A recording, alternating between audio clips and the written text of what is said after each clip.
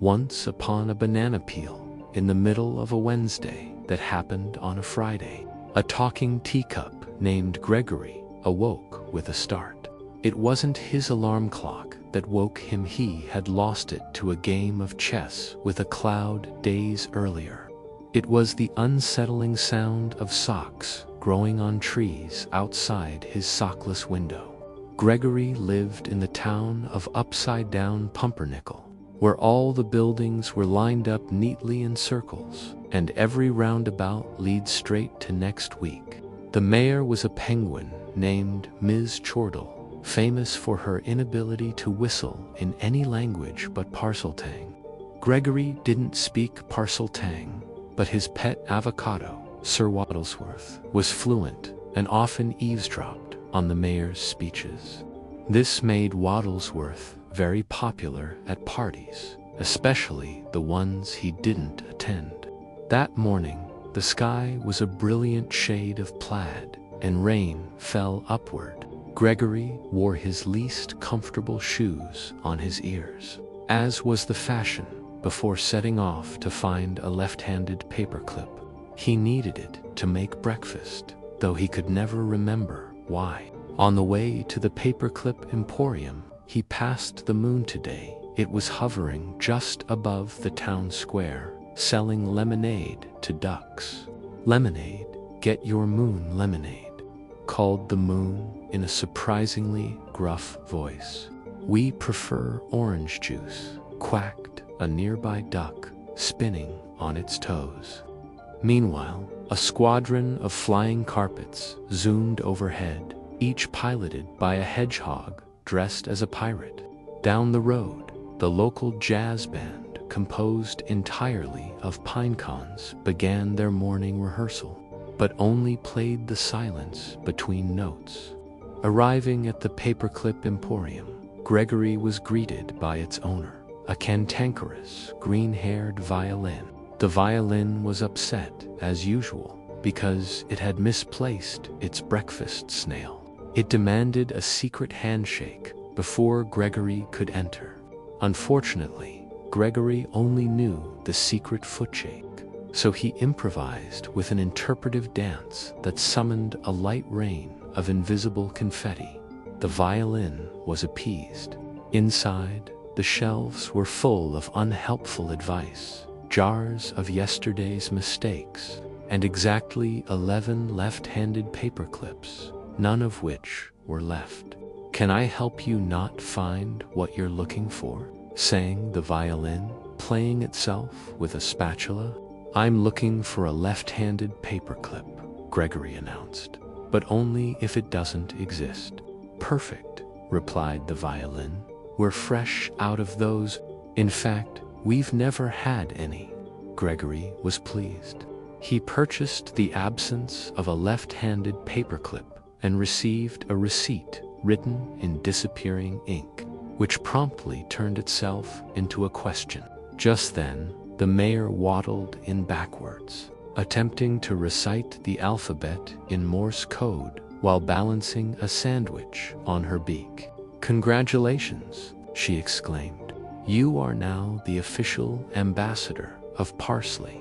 The town had, in fact, always needed an ambassador of parsley, but only on Tuesdays that fell on a Thursday. Gregory was honored, but slightly confused. His avocado translated the mayor's speech for him, but in doing so, accidentally summoned a parade of turtles dressed as muffins.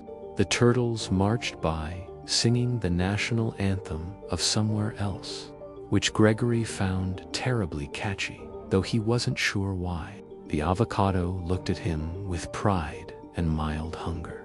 To celebrate, Gregory and his avocado sailed a colander down the river of grape jelly, marveling at the backward sunrise and the potato-shaped rainbows. Their reflections waved hello, then walked away. And so, Gregory's day continued, full of events and non-events, each more bewildering than the last.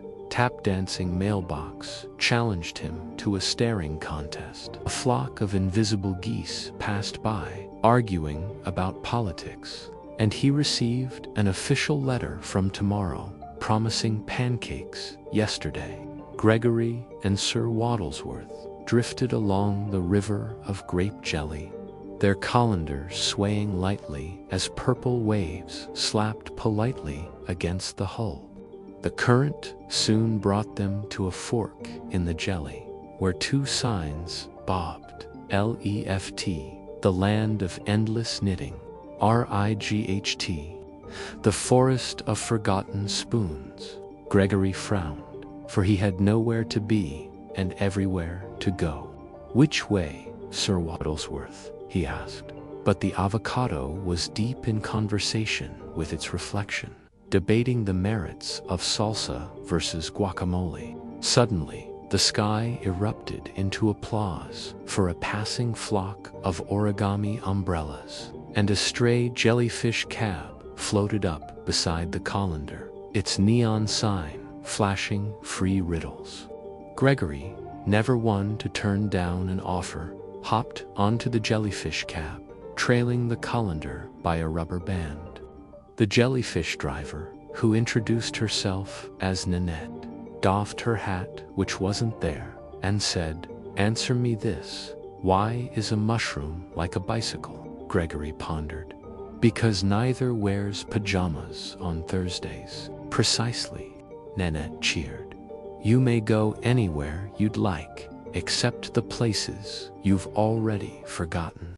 With a respectable wobble, the cab dove into the grape jelly and re-emerged in a subway station carpeted with marmalade.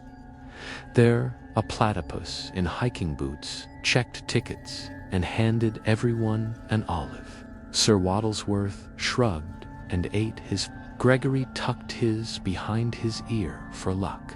A voice on the intercom, suspiciously similar to a bagpipe's sigh, announced, "Now arriving at platform 12, destination." The Department of Lost Sounds. Gregory and his avocado followed signs, and a trail of breadcrumbs playing jazz through the underground warren. Passing doors labeled "Whistling in the Wind," photographs of yawns and knocks that don't get answered. Inside the department, an octopus staffed the help desk, each tentacle swirling a pencil, a tambourine, and a cup of lukewarm silence. The walls vibrated very slightly, as if humming secret tunes. "How do you do nothing here so busily?" Gregory asked, a little dazzled. "Ah, we recover all the sounds nobody hears," intoned the octopus. "Today we're cataloging the whispers of clocks at midnight and the giggles of teapots after dark." Just then, a tiger made of marshmallows strolled in, chasing a zephyr that was trying to remember its own lunch. Gregory tipped his hat that wasn't there at the tiger, who responded with a polite roar of gratitude. Meanwhile, Sir Waddlesworth discovered a hidden door in the wallpaper. Gregory, feeling adventurous, crawled through as one does when offered a mystery behind wallpaper, and found himself in the middle of a birthday party for a chair. All the guests were different types of cheese, all singing happy birthday out of tune and time. "Would you care for a slice of invisible cake?" Offered a particularly dapper blue cheese with a monocle. Gregory accepted, thoroughly enjoying the flavor of nothing at all. At the party, a cheese sculpture of the mayor approached, holding a note written in the language of tangled spaghetti. "You are needed urgently in the city of pumpkin shadows. Please bring your receipt for the absence of a left-handed paperclip." Sir Waddlesworth, now wearing a festive lampshade, took the lead. The party waved them off with confetti sneezes and polite applause, and Gregory checked his pocket for the disappearing gink receipt.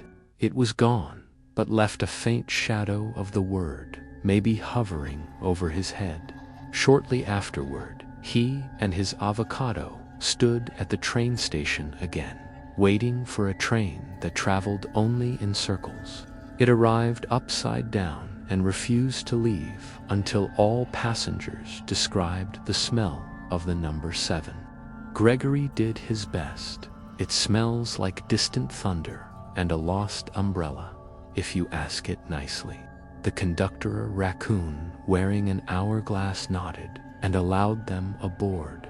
The journey to the city of pumpkin shadows began, with luggage that whispered bedtime stories and ceiling fans swaying to a rhythm only vegetables could hear.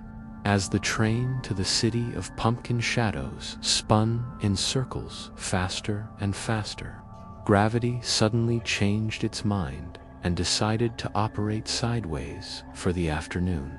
Windows slid onto the floor and the ceiling politely excused itself to go find lunch. Sir Waddlesworth, serenely rolling like a bowling ball, bounced into a forgotten suitcase labeled "Do not open unless I tease cloudy indoors." At that precise moment, a trumpet-shaped hole appeared in midair, and all the seats applauded enthusiastically. Gregory, never one to miss an opportunity, dove through the hole with Sir Waddlesworth rolling after, the train stretching in their wake like a rubber band's fondest ambition. On the other side, they landed gently but upside down in the back of a giant, drowsy tortoise wearing roller skates and a hat made of clocks. This was no ordinary tortoise. It introduced itself as Harold, ambassador of somewhere near here, and spoke only in questions. "Is it raining sandwiches where you came from?" asked Harold, peering through a telescope that pointed firmly at his own nose. "No, but the cheese moons have started to melt again," Gregory replied, as if that explained everything. Harold skated through a landscape straight out of a melted daydream. Rivers flowed uphill into the sky and turned into ribbons. Goats played chess with their shadows, and mountains rearranged themselves alphabetically every hour. Floating above all this was a carnival in a hot tear bathtub, advertising rides on the bafflement ground. A parade of bearded balloons wafted by yodeling the weather report for next Tuesday at precisely 4:13 a.m. Along for the parade, a troupe of synchronized cats attempted a square dance with their reflections, which were only there half the time. As they wheeled past a giant loaf of bread doing calculus on the riverbank, Harold suddenly braked hard. "Is that thyme or cinnamon climbing that flagpole?" he wondered aloud. Just then, a bureaucratic swarm of paperwork bees descended, buzzing anxiously about overdue forms and rumors of misplaced Wednesdays. Sir Waddlesworth, unfazed, produced an official-looking rubber stamp reading, probably, which satisfied the bees instantly. They handed Gregory a passport made of clouds and promptly burst into confetti. From the confetti, a door appeared. It swung open to reveal a library composed entirely of whispers and unfinished sentences. Books argued quietly on the shelves about the true meaning of silence. The head librarian, an ostrich in pajamas, greeted Gregory. "Welcome. Are you here to check in, check out, or check under the cushions?" Gregory thought about it. "I'm here for the unexpected chapter." "Excellent," said the ostrich, leading him through a maze of giggling encyclopedias and grumpy footnotes, until, at last, a spiral staircase of invisible post-it notes carried everyone upward. They emerged onto a floating garden where time unfurled itself like a picnic blanket, and tea was served in hourglasses. Somewhere, a chorus of invisible fish began to hum the sound of turning pages, and from behind a cloud-shaped bush, a fax machine in a tutu invited everyone to the anniversary of next week's yesterday, promising there would be plenty of left-handed paperclips for all who brought their own shadows. Gregory sighed with contentment and confusion. A new path dangled in front of him, strung with lanterns that spelled out the words "Only If." Sir Waddlesworth, suddenly wearing a crown made of unread mail, grinned and beckoned. Gregory squared his teacup shoulders, which was quite a feat for porcelain, and declared, "To the anniversary of next week's yesterday." Sir Waddlesworth, emboldened by his new crown and the promise of left-handed paperclips, leaped onto the nearest invisible fish and rode it into the billowing bush, where the fax machine in a tutu waited impatiently. Balloons shaped like question marks and interrobings swarmed overhead as a crowd began to gather for the anniversary. Nobody could agree on how many candles to put on the cake, since no one remembered next week's yesterday or how old it would have been. This led to a vigorous debate among a group of astute pepper shakers, all offering wildly different numbers in Morse code. Gregory presented his passport made of clouds at the velvet rope guarded by a trio of origami armadillos. "Do you have an invitation?" they asked in synchronized whispers. "I have a shadow, an avocado, and an unclaimed receipt," Gregory replied. That satisfied the armadillos, who admitted him with a secret handshake involving 7 left thumbs and a recitation of the alphabet backward while hopping on one foot. Inside the party tent made entirely of sighs and performed apologists floated ever so slightly above the ground to preserve the floor's new paint. Music played from a band that consisted solely of wind chimes, bubble wrap, and the ticking of remote controls. 3 clocks danced the tango in perfect time with no one. In the middle of the celebration stood the centerpiece, a cake simultaneously iced, Eunice eaten and uneaten, spinning slowly on a lazy Susan made of sunlight. The mayor, now a Brussels sprout in spectacles, gave a rousing speech in the language of dust mites, translated helpfully by a watermelon-wielding semaphore flags. Sir Waddlesworth joined a conga line with 6 philosophers and a single misplaced sock, all speculating about why yesterday sometimes skips rope with tomorrow, rather than just walking home quietly. A parade of left-handed paperclips circled the tent, tossing confetti that turned into riddles when it hit the ground. It was at this moment that Gregory noticed the guest of honor, yesterday itself, wearing a scarf knitted from memories of things that never happened. Yesterday approached Gregory, lifted its hat, and said, "Thank you all for remembering to almost forget. Might you help with the candle blowing? I only exist when no one's looking." Without hesitation, everyone blinked in unison, and the candles winked out, then flickered back on in another dimension. The crowd applauded, the distant sound of a giggling Thursday echoing across the endless lawn. As the party wound down and up and sideways, Gregory was handed a mysterious gift box. Inside was a map that led absolutely nowhere, but the directions were written in days of the week rather than landmarks. Sir Waddlesworth tried to read it, but the map politely insisted on telling jokes instead of directions. Just when you thought the laughter would stop, the fax machine in a tutu declared, "Congratulations, Gregory. You've won a trip to the edge of later departure, any time except now." Gregory took Sir Waddlesworth's flipper in his handle, winked at a nearby calendar, and leaped toward the nearest possibility.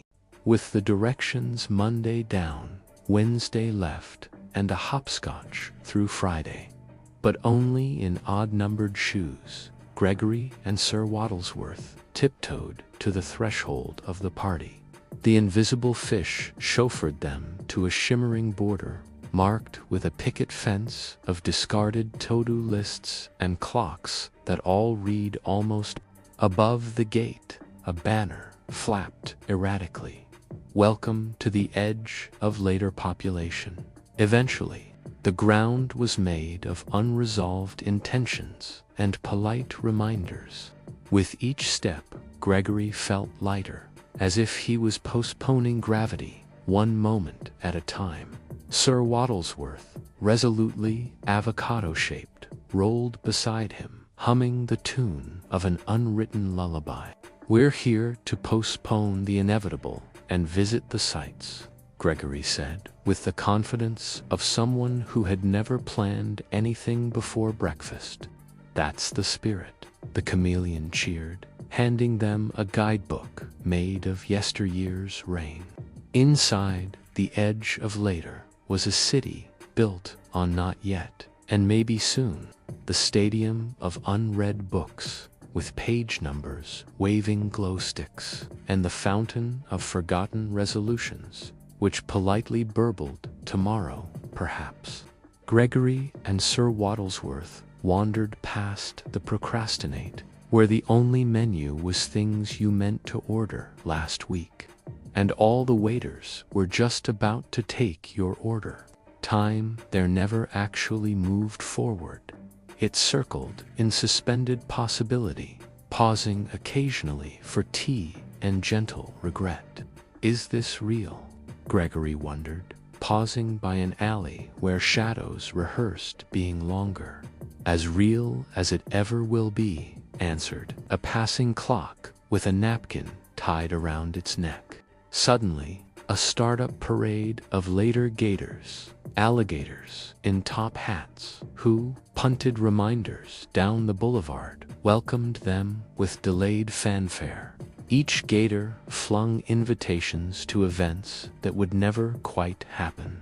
A fireworks display promised soon, a concert scheduled for the next time, a boat ride announced, departing after this sentence ends. Sir Waddlesworth befriended a snail, wearing a calendar as a shell.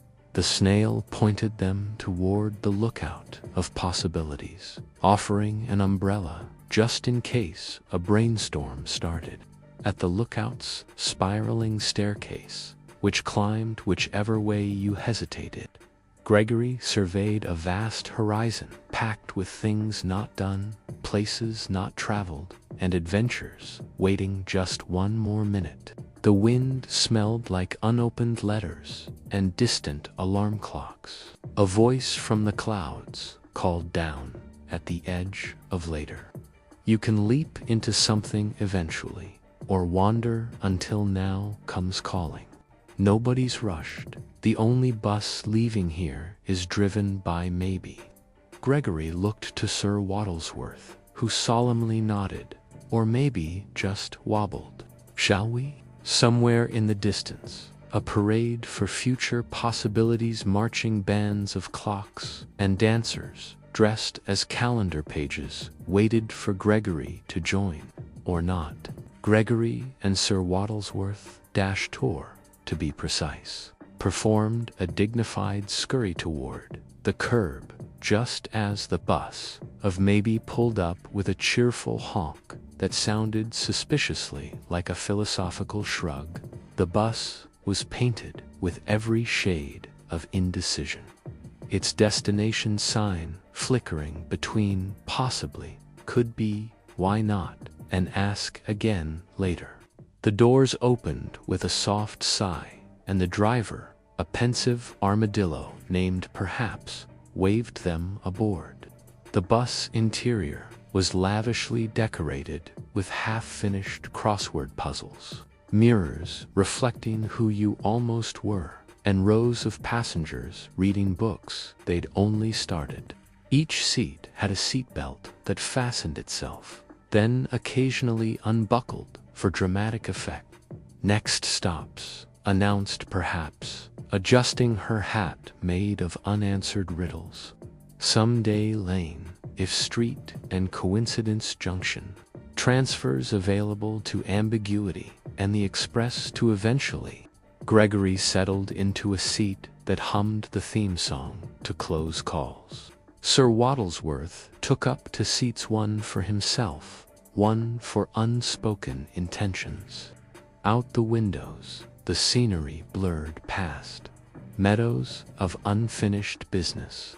Forests of maybe trees, each bearing fruit, shaped like ellipses. Fields of almost flowers.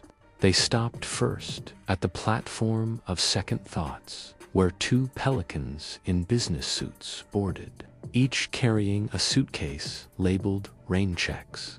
The bus filled with polite murmurings of should we, and well, perhaps. At If Street, a cloud decorated with silver linings climbed on rain boots damp, whispering suggestions nobody quite heard. Every time the road twisted, the maybe bus would pause respectfully, then take whichever route looked most promising, if only for a minute. As they approached Coincidence Junction, the bus suddenly shuddered and burped out a stream of balloon animals that knew next week's lottery numbers, but wouldn't say them out loud. The doors flew open, and the passengers voted by a landslide to detour into the tunnel of what-ifs. The tunnel of what-ifs was lined with photos of things that nearly happened. Gregory as a professional jellybean juggler. Sir Waddlesworth winning the marathon and then politely declining the trophy. A moon picnic with socks for napkins. Every time the bus hit a bump, it split into duplicates, each one slightly ahead or behind the other. Passengers in each bus wondered which version would arrive somewhere first. Then, as the tunnel ended, the road forked in the maybe bus did the only logical thing. It unhinged itself, letting half the bus veer toward possibly Plaza and the other half toward Serendipity Circle.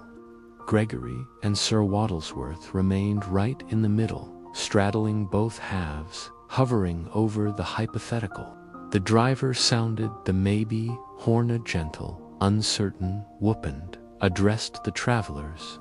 We have arrived at the intersection of perpetual potential and momentary certainty. Riders may now step out, float out, or simply imagine leaving. Gregory turned to Sir Waddlesworth, now wearing a monocle and eating a coconut flavored with hesitation. All around, the intersection vibrated with opportunities, each one whispering, "Why not now?" with a decisive nonchalance that left onlookers deliciously uncertain. Gregory stood, dusted off his saucer, and nodded to Sir Waddlesworth. "To perpetual potential," he declared. The universe gave an approving shrug, and even the bus of maybe hummed a chord of half-remembered anticipation. They stepped out, or possibly floated, from the bus and on to the shifting cobblestones of perpetual potential. The road yawned out before them into infinity, yet remained folded neatly like a well-organized accordion. Every step Gregory took flowered instantly with half-formed ideas, unfinished inventions, and a curious fog of opportunity that draped itself around his handle, just so. Around him, the past, present, and future mingled like guests at a fancy dress party who'd come in each other's costumes. Overnight success wore the hat of almost and nearly there, swapped stories with just missed. Possibilities grew here, wild and untended, each offering a door, a window, or a trapdoor painted with "Try me, maybe, welcome," sang a field of voices shaped like dandelions and echoes. Everywhere you go is the next great beginning, and every decision makes another fork in the road sprout up fresh. A cloud drifted by carrying half a rainbow and a hope for tomorrow. Gregory reached out and plucked a possibility from the air.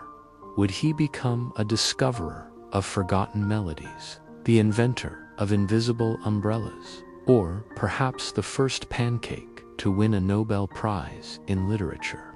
Before he could answer, two roads peeled off, one glimmered with question marks, the other peppered with exclamation points.